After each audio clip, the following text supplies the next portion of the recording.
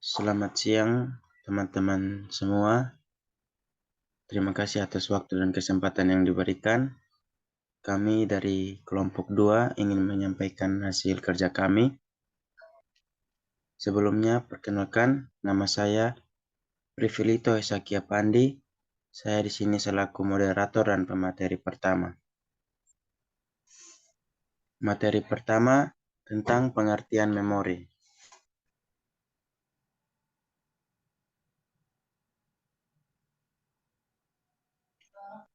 Secara etimologi, memori adalah keberadaan tentang pengalaman masa lampau yang hidup kembali.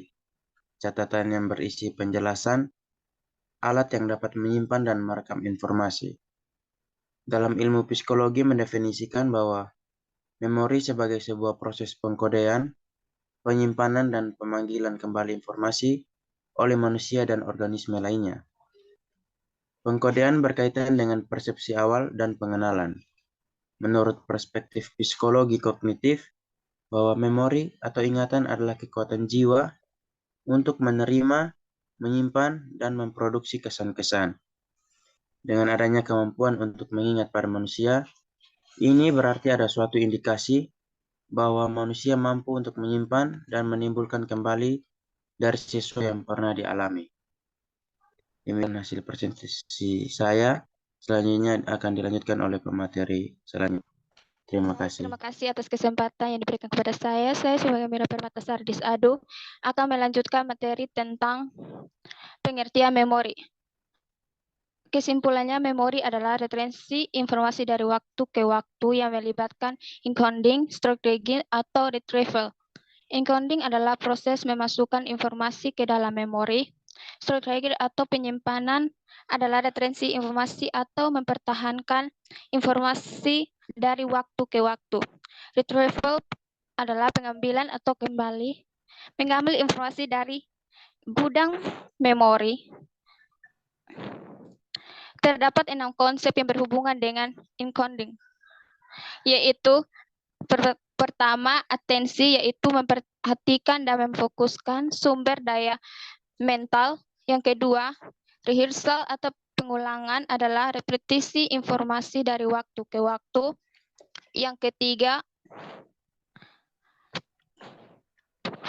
pemrosesan mendalam. Menurut teori level pemrosesan memori terjadi pada kontinum dari dangkal ke mendalam, di mana pemrosesan yang mendalam akan menghasilkan memori yang lebih baik.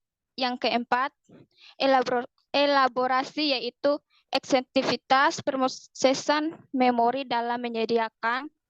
Yang kelima, mengkonstruksi citra ketika ia dilakukan sebenarnya kita mencoba untuk mengelaborasi informasi. Yang enam, menataan informasi penting bagi proses belajar karena kita akan lebih mudah. Sekian dan dari saya akan dilanjutkan oleh pemateri selanjutnya. Perkenalkan, nama saya Putri Kalemoy. Saya di sini akan membawakan materi aspek penyimpanan memori. Aspek penyimpanan memori terdapat 3 aspek utama, yaitu yang pertama memori sensoris, yang kedua memori jangka pendek, dan yang ketiga memori jangka panjang.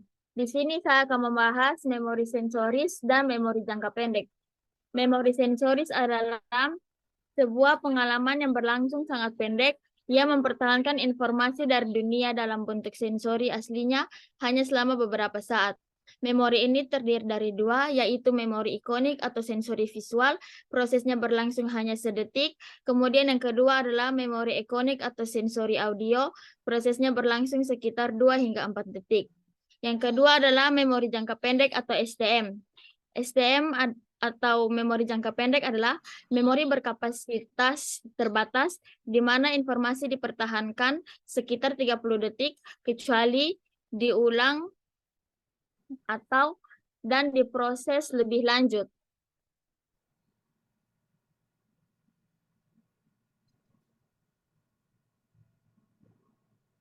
Diproses lebih lanjut. Meski memiliki kapasitas yang jauh lebih kecil meski memiliki kapasitas yang jauh lebih kecil dari LTM atau memori jangka panjang, STM memiliki peranan penting dalam pemrosesan memori. STM adalah kapasitas penyimpanannya yang terbatas, diimbangi oleh kapasitas pemrosesan yang juga terbatas, dan terdapat pula pertukaran konstan antara kapasitas penyimpanan dan kemampuan pemrosesan. Demikian materi saya akan dilanjutkan oleh berikutnya. Baik, perkenalkan nama saya Nadia Korenguru. Di sini saya akan menjelaskan lanjut mengenai aspek penyimpanan memori yang ketiga, yaitu memori jangka panjang atau LTM. LTM adalah tipe memori yang menyimpan banyak informasi selama periode waktu yang lama secara relatif permanen. Menurut John van Neumann, memori jangka panjang ini tidak terbatas. Hal yang paling sulit adalah menentukan letak memori dalam otak. Meski demikian, banyak studi yang kini mempelajari memori dalam kaitannya dengan neuroscience kognitif. Beberapa hasil penelitian sepakat bahwa lokasi tempat memori melibatkan seluruh bagian otak, meskipun juga terpusat di bagian-bagian tertentu, contoh area frontal. Sekian dari saya, materi selanjutnya akan dibawakan oleh Kak Drian. Kenalkan, nama saya Drian Arutai. Kita masuk ke materi berikutnya, yaitu jenis-jenis memori. Yang pertama ada pengingatan atau recall. Recall adalah proses aktif untuk menghasilkan kembali fakta dan informasi secara verbatim, tanpa petunjuk yang jelas. Misalnya seperti jika Anda ditanya apa jenis ikan laut yang termasuk mamalia, Anda akan menjawab dengan pengingatan yang tersimpan dalam memori. Yang kedua, ada pengenalan atau recognition, artinya agak sukar untuk mengingat kembali sejumlah fakta dan lebih mudah mengenalnya kembali. Jadi dalam recognition, orang dibantu dengan adanya objek yang perlu ditimbulkan kembali. Misalnya seperti ada sepeda yang hilang dan kemudian ditemukan oleh pihak polisi dan diberitakan barang siapa yang kehilangan sepeda tersebut, barang siapa yang dapat melihat sepeda tersebut dapat melihat kembali apakah itu sepeda miliknya atau bukan. Setelah seseorang melihat sepeda tersebut, orang dapat mengenali bahwa itu sepedanya yang hilang beberapa hari yang lalu. Untuk jenis-jenis memori berikutnya akan dijelaskan oleh teman saya. Sekian dari saya. Terima kasih. Perkenalkan, nama saya Mario Carmeliano Unumingus dan saya akan menjelaskan tentang jenis-jenis memori bagian 3, belajar lagi atau relearning. Artinya menguasai kembali pelajaran yang sudah diperoleh termasuk pekerjaan memori. Misalnya disuruh menghafal pelajaran yang lalu. Yang keempat, redintegrasi atau redintegration adalah merekonstruksi seluruh masa lalu dari satu petunjuk memori kecil. Misalnya pada hari raya, kita akan terkenang pada bau, suasana, warna, dan lain-lain. Inilah kadang-kadang menyebabkan kita sedih atau gembira bila ada kenangan tersebut. Sekian dari saya. Perkenalkan, nama saya Marlin Aprileni Nenu. Di sini saya akan menjelaskan tentang arti berpikir. Pengertian berpikir. Berpikir berarti berjeripaya secara mental untuk memahami sesuatu yang dialami atau mencari jalan keluar dari persoalan yang sedang dihadapi. Definisi yang paling umum dari berpikir ialah berkembangnya ide dan konsep di dalam diri seseorang. Demikian presentasi dari saya. Perkenalkan, nama saya Marsan Tripandi. Di sini saya akan menjelaskan macam-macam berpikir. Di sini terdapat ada 4 macam-macam berpikir. Namun saya hanya menjelaskan 2 karena keterbatasan mental. Baik, di sini saya hanya menjelaskan berpikir alamiah dan berpikir ilmiah. Berikutnya akan dijelaskan oleh teman saya. Baik, yang pertama berpikir alamiah. Berpikir alamiah adalah penalaran atau pola berpikir berdasarkan kebiasaan sehari-hari, kebiasaan sehari-hari dari pengaruh alam sekelilingnya. Contoh sederhananya adalah penalaran tentang panasnya api yang dapat terbakar jika terkena kayu. pasti gaya tersebut juga terbakar. Berikutnya adalah berpikir ilmiah. Berpikir ilmiah adalah pola penalaran berdasarkan sarana tertentu secara teratur dan cermat. Contohnya, dua hal yang bertentangan penuh tidak dapat sebagai sifat hal tertentu pada saat yang sama dalam satu kesatuan. Nah, contoh lainnya adalah contoh berpikir ilmiah yang lain adalah perusahaan yang menghasilkan penelitian dan masyarakat adalah sebagai berikut. Contohnya, lembaga mengamati kurang efektifnya social distancing di tengah masyarakat. Lembaga kemudian ingin mencari penyebab dari fenomena tersebut dengan melakukan survei langsung kepada masyarakat dan mengelola hasilnya berdasarkan metode ilmiah yang baku. Sekian presentasi dibawakan oleh teman saya. Terima kasih. Perkenalkan, saya Mevi Sandro Setban. Saya akan melanjutkan penjelasan materi tentang macam-macam berpikir, di antaranya berpikir autistik atau melamun dan berpikir realistik. Berpikir autistik atau melamun adalah kegiatan mental yang tidak memiliki tujuan tertentu dan sering dinamakan berpikir tidak terarah. Sedangkan berpikir realistik disebut juga nalar adalah kegiatan mental yang memiliki tujuan tertentu dan sering dinamakan berpikir terarah. Berpikir terarah antara lain penalaran, pemecahan masalah, dan belajar konsep. Sekian presentasi dari saya, akan dilanjutkan oleh pemateri berikut. Terima kasih. Baik, terima kasih atas kesempatan yang diberikan kepada saya. Saya Arcangela Griani Somidoni akan melanjutkan materi tentang berpikir realistik. Di sini saya akan menjelaskan tentang 3 macam berpikir realistik. Yang pertama, berpikir deduktif. Deduktif merupakan sifat deduksi. Deduksi berasal dari kata Latin yaitu deducer, di berarti dari, dan deducer berarti mengantar atau memimpin. Jadi deduksi berarti mengantar dari suatu hal ke hal lain. Sebagai suatu istilah dalam penalaran, deduksi merupakan proses berpikir atau penalaran yang bertolak dari proposisi yang sudah ada menuju proposisi baru yang berbentuk kesimpulan. Yang kedua, berpikir induktif.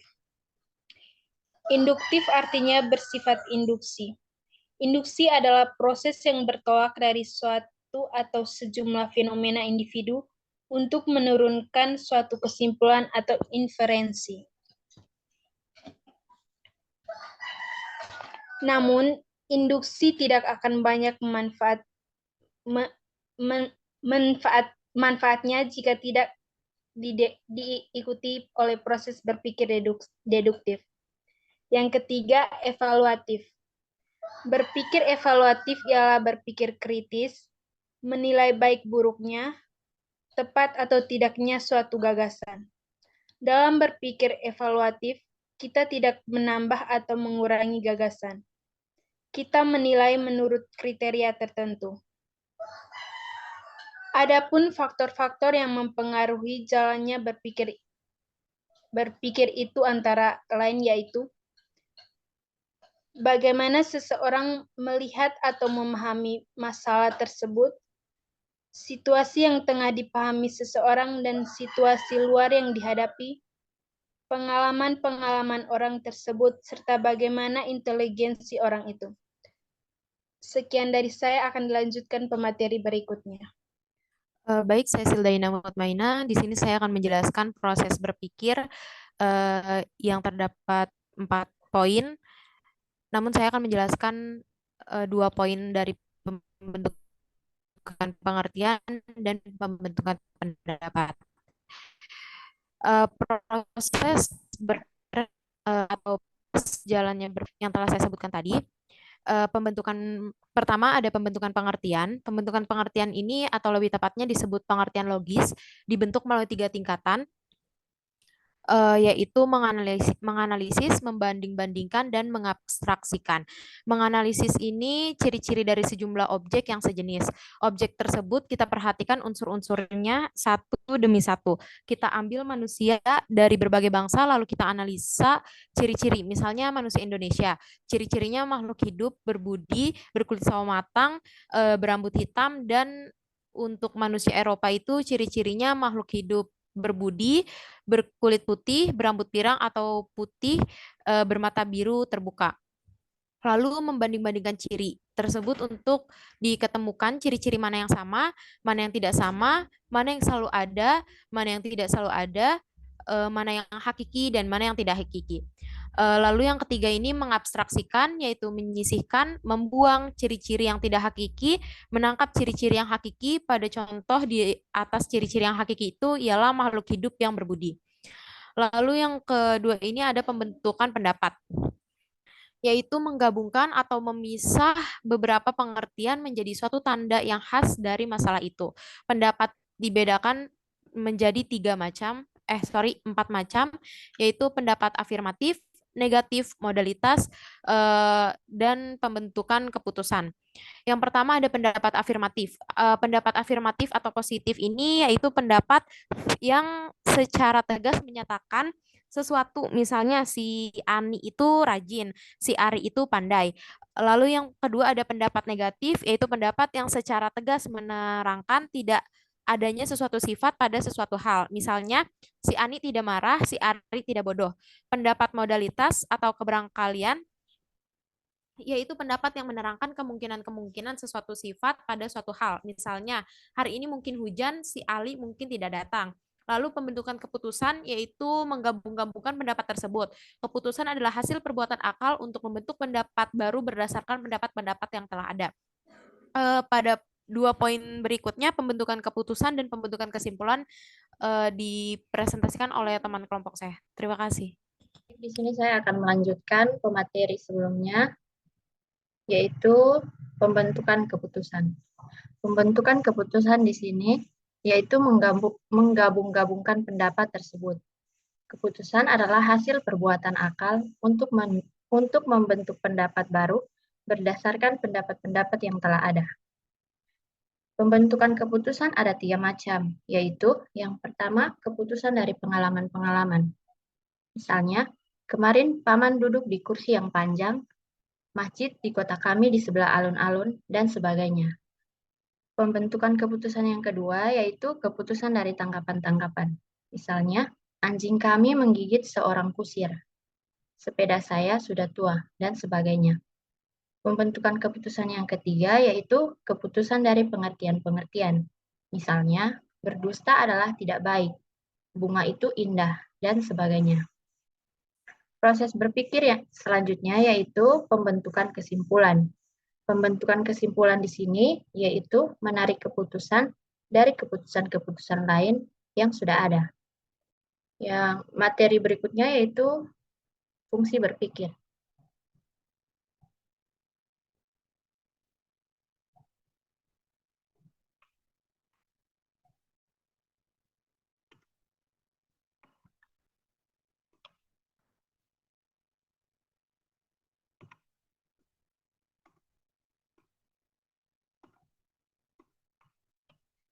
Fungsi berpikir di sini yang pertama menetapkan keputusan. Salah satu fungsi berpikir ialah menetapkan keputusan. Sepanjang hidup, kita harus menetapkan keputusan. Sebagian dari keputusan itu ada yang menentukan masa depan kita, ada yang menentukan masa depan kita. Setiap keputusan yang diambil akan disusul oleh keputusan-keputusan lainnya yang berkaitan. Contohnya begini. Ketika memutuskan belajar ke luar negeri, kita juga harus memutuskan untuk tidak menikah terlebih dahulu, untuk meninggalkan keluarga, dan untuk hidup sendiri di rantau.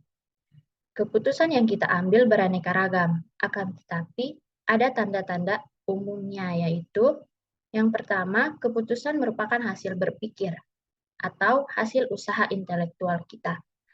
Yang kedua, yaitu keputusan selalu melibatkan pilihan dari berbagai alternatif. Dan yang terakhir, keputusan selalu melibatkan tindakan nyata, walaupun pelaksanaannya boleh ditangguhkan atau dilupakan. Faktor-faktor personal amat menentukan hasil keputusan yang kita ambil. Apa saja faktor-faktor yang mempengaruhi pengambilan keputusan? Yang pertama itu kognisi. Kognisi di sini yaitu kualitas dan kuantitas pengetahuan yang dimiliki. Contohnya, bila kita tahu bahwa suatu daerah itu berbahaya, maka kita tidak akan memutuskan ke daerah tersebut lagi. Yang kedua, motif dan sikap. Dorongan-dorongan dalam diri manusia yang menyebabkan manusia itu berbuat sesuatu. Contohnya, bila kita ingin naik jabatan atau memperoleh posisi penting di kantor, kita memutuskan untuk bergaul dengan orang-orang yang terkait yang bisa memudahkan kita memperoleh posisi tersebut. Kognisi, motif, dan sikap tidak bisa dilihat secara terpisah, karena kemungkinan ketiga faktor tersebut akan berlangsung sekaligus. Demikian materi saya, akan dilanjutkan kepada pemateri berikut. Terima kasih. Baik, terima kasih atas waktu yang diberikan. Perkenalkan, nama saya Amoy Rambu Kalaiju. Di sini saya akan menjelaskan tentang pemecahan masalah dan berpikir kreatif. Ya, memecahkan masalah. Masalah timbul ketika rutinitas kita terganggu. Apa yang kita pikirkan dan rencanakan mengenai suatu hal ternyata tidak sesuai dengan kenyataan. Pemecahan masalah berlangsung 5 tahap, yaitu yang pertama, terjadi peristiwa ketika perilaku yang biasa dihambat karena sebab-sebab tertentu. Yang kedua, Anda menggali memori Anda untuk mengetahui cara-cara apa saja yang efektif pada masa lalu. Contohnya, ketika mobil mogok, kita mungkin mempunyai inisiatif untuk mendorongnya. Yang ketiga, pada tahap ini Anda akan mencoba seluruh kemungkinan memecahkan yang pertama yang Anda ingat dan atau pikirkan. Yang keempat itu, Anda mulai menggunakan lambang-lambang verbal dan grafis untuk mengatasi masalah-masalah Anda, untuk coba memahami situasi yang terjadi, mencari jawaban dan menemukan kesimpulan yang tepat. Yang kelima itu, tiba-tiba terlintas dalam pikiran Anda atas suatu pemecahan dalam masalah yang Anda hadapi. Di sini saya akan menjelaskan berpikir kreatif. Berpikir kreatif diperlukan mulai dari komunikator yang harus mendesain pesannya, insinyur yang harus merancang bangunan, ahli iklim yang harus menata pesan verbal dan pesan grafis, sampai pada pemimpin masyarakat yang harus mengembalikan perspektif baru dalam mengatasi masalah sosial. Berpikir kreatif harus memenuhi 3 syarat. Yang pertama itu, kreativitas melibatkan respon atau gagasan baru, atau yang secara statistik jarang terjadi. Yang kedua itu, dapat memecahkan persoalan secara realistis. Yang ketiga, merupakan usaha untuk mempertahankan insting atau memahami diri sendiri yang orisinal, menilai, dan mengembangkannya sebaik mungkin. Demikian penyampaian materi dari saya. Sekian dan terima kasih. Sekian hasil penyampaian kerja kelompok kami. Kiranya ada salah kata, mohon dimaafkan. Sekian dan terima kasih.